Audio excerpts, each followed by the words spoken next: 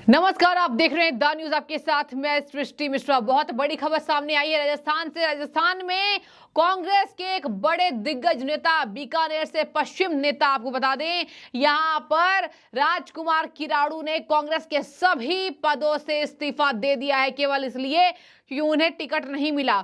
उनके जगह कांग्रेस के दूसरे वरिष्ठ नेता डॉक्टर बीडी कल्ला को कांग्रेस पार्टी ने 10वीं बार विधानसभा चुनाव के लिए चुनाव लड़ने का टिकट पास किया। दर्शकों, आपको बता दें, यही वजह है कि राजकुमार किराड़ू बेहद नाराज हो गए और बेहद नाराज होने के बाद उन्होंने इस पद से इस्तीफा दे दिया है। इसके साथ में आपको बता दूं कि जब से ही कांग्रेस की 33 उम्मीदवारों की सूची आई, तब से हड़कंप मचा हुआ है। कांग्रेस पार्टी में लगातार उम्मीदवार एक दूसरे से नाराज होते नजर आ रहे हैं और नाराजगी भी इतनी, जिस तरीके से कांग्रेस नेता लगातार ऐसे बयानबाजी कर रहे हैं। आपको बता दें, डॉक्टर बीडी कल्ला की बात की जाए, उन्हें टिकट दे दिया गया है। तो राजकुमार किराड़ू ने विप्र कल्याण बोर्ड के सदस्य और राजीव गांधी पंचायत राज संगठन के महासचिव पदों से इस्तीफा दे दिया है। माना जा रहा है कि बीकानेर में ये दोनों नेताओं का बोलबाला था। ऐसा नहीं है कि केवल डॉक्टर बीडी कल्ला का है, लेकिन बीडी कल्ला के लिए कहा जा रहा है कि उनके परिवार को टिकट दिया जा रहा है। राजकुमार किराड़ू के समर्थक जब जुटने लगे थे, जब टिकटों का अनाउंसमेंट नहीं हुआ था, तब उनके समर्थकों में जश्न था कि क्या पता इस बार मिल जाए राजकुमार किराड़ू को। लेकिन एक बार भी बीडी कल्ला के सामने उन्हें कांग्रेस पार्टी ने टिकने नहीं दिया। आपको बता दें, उन्होंने आरोप भी लगा दिया कि केवल एक परिवार को टिकट दिया जाता है। तो क्या कांग्रेस ये मतभेद नहीं कर रही है? कांग्रेस पार्टी जमकर मतभेद कर रही है और यही वजह है कि कांग्रेस पार्टी में अब ये तल्खियां, ये अंतरकलह जबरदस्त तरीके से पैमानों पर बाहर छलकता दिखाई दे रहा है। आपको बता दें, राजकुमार किराड़ू और बात करें बीडी कल्ला, तो बीडी कल्ला के यहाँ पर दोनों के आवास निकट ही हैं। तो एक तरफ जहां आतिशबाजी हो रही थी, वहीं दूसरी तरफ उनके समर्थक में मायूसी छाई हुई थी और यही वजह है कि कांग्रेस पार्टी में टिकट के बंटवारे को लेकर घमासान लगातार मचा हुआ है। आपको बता दें कि राजकुमार किराड़ू जमकर नाराज हैं और कांग्रेस के सभी पदों से उन्होंने इस्तीफा दे दिया है। और इस्तीफा ही नहीं, उन्होंने ये तक कह दिया कि कहीं ना कहीं अब मैं अपना बताऊंगा कि मेरे पास कितनी शक्ति है।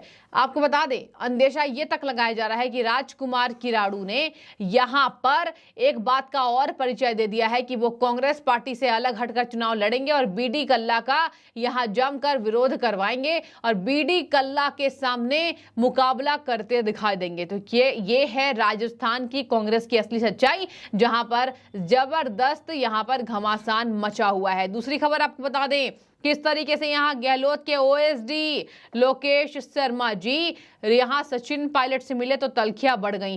कहा जा रहा है कि आखिर क्यों मिले सचिन पायलट से गहलोत के ओएसडी का मिलना यह दिखा रहा है कि क्या गहलोत के ओएसडी जो है वो सचिन पायलट के करीबी हैं। क्या गहलोत की कुछ ऐसी बातें हैं जहां उनके ओएसडी ही उनके साथ हामी भरते दिखाई नहीं दे रहे हैं? क्या यहां अशोक गहलोत के बीच यहां तल्खियां बढ़ गई उनके ओएसडी के बीच? हालांकि ये कुछ नहीं बोला जा सकता है। लोकेश शर्मा ने भी कह दिया कि सचिन पायलट एक बेहद सम्मानजनक नेता हैं, वो बड़े नेता हैं, कद्दावर नेता है, तो उनसे मैं पार्टी की चुनावी रणनीति को आगे बढ़ाने के लिए गया था। इसके साथ वो एक अच्छे जानकार हैं, तो इसी वजह से मैं उनसे मुलाकात करने गया था। लेकिन देखिए, इस सवाल से पर्दा हट गया है। उन्होंने कह दिया कि यहाँ पर पार्टी ने मुझे सेंट्रल वॉर रूम का एक सह अध्यक्ष बनाया है, तो इसलिए मैं उनसे मार्गदर्शन और सुझाव लेने के लिए यहाँ आया हूँ। उनके सुझाव हमें बेहतर करने में मदद करेंगे ताकि हम पूरी ताकत और तैयारी के साथ चुनाव लड़ सकें। मतलब उनके जो सुझाव हैं हम ले सकेंगे। तो क्या ये पार्टी आलाकमान तय करेगी कि आखिर चुनाव कौन लड़ेगा? यानी कि ओएसडी जो हैं लोकेश शर्मा, इनकी बातों को भी समझिए, ये भी कह रहे हैं कि पार्टी तय करेगी। यानी क्या ये अपने अशोक गहलोत अपने नेता से ये खफा हैं?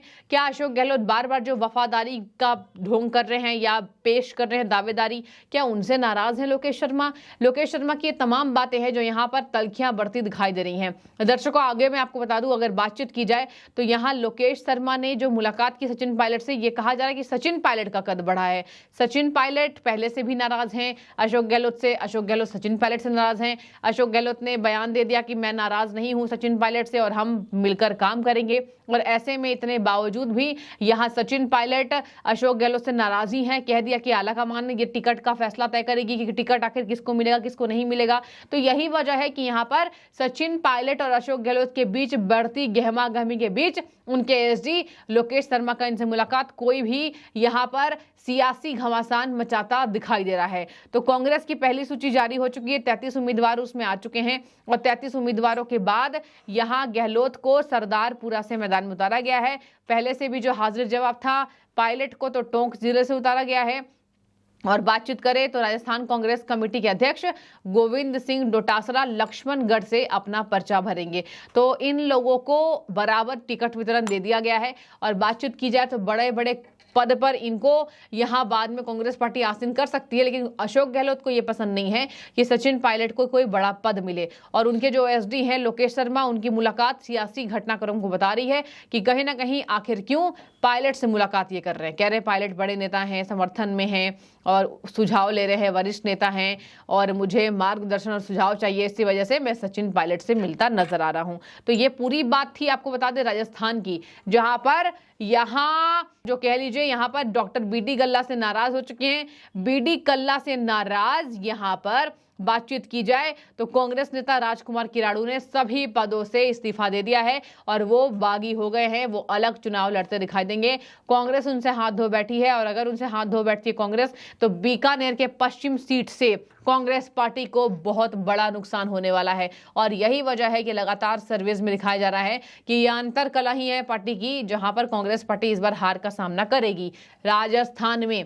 तो राजस्थान में कांग्रेस पार्टी हार का सामना करने वाली है, ये बात तय होता जा रहा है जब से राजकुमार किराड़ू ने अपने सभी पदों से इस्तीफा दे दिया है। तो अशोक गहलोत की लगातार मुश्किलें बढ़ रही हैं। अशोक गहलोत की टेंशन एक कम नहीं हो रही, दूसरी आ जा रही है। और यही वजह है कि बीजेपी ने पूरा दमखम भरा और कह रही है कि हर योजना में घोटाला हुआ है तो हम यहाँ पर सशक्त हो गए हैं और हमें काम करना है। जनता ने हमें भरोसा दिलाया है कि जनता हमें वोट देगी। देखने वाली बात होगी आखिर कौन सी पार्टी यहाँ पर जीतती है। तो यहाँ पर देखिए, यहाँ पर बातचीत करें तो सचिन पायलट पहले से भी नाराज थे।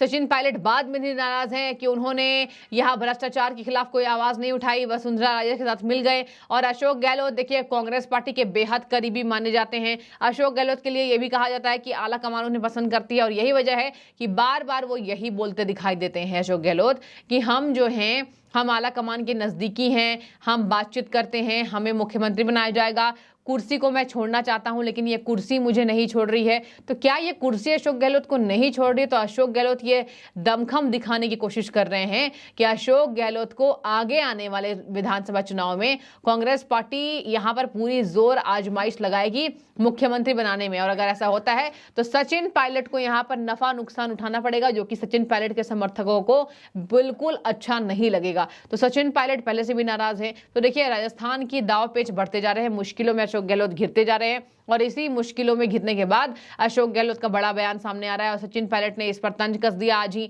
कि यहां पर मुझे ऐसा लग रहा है कि आला कमान ही तय करे तो ज्यादा बेहतर होगा और पहले तो हम चुनाव जीत जाए, चुनाव हम जीतेंगे तभी आला कमान अध्यक्ष पद के लिए और मुख्यमंत्री पद के लिए दावेदारी पेश करते दिखाई देंगे। तो ये पूरी खबर थी जो मैंने आपको साथ बता दिया। अब आपकी क्या राय है आप कमेंट सेक्शन में बता सकते हैं। क्या आपको भी लगता है कि कांग्रेस की अंतरकलह बढ़ने के बाद कांग्रेस पार्टी के लिए चुनाव जीतना यहां बेहद मुश्किल हो गया है और बीजेपी यही वजह है कि राजस्थान में जीत का पताका लहराते दिखाई देगी पार्टी जमकर और यहां विरोध शुरू हो गए हैं कांग्रेस के अंदर। तो बने रहिए, जो भी आपकी राय हो जरूर रखें।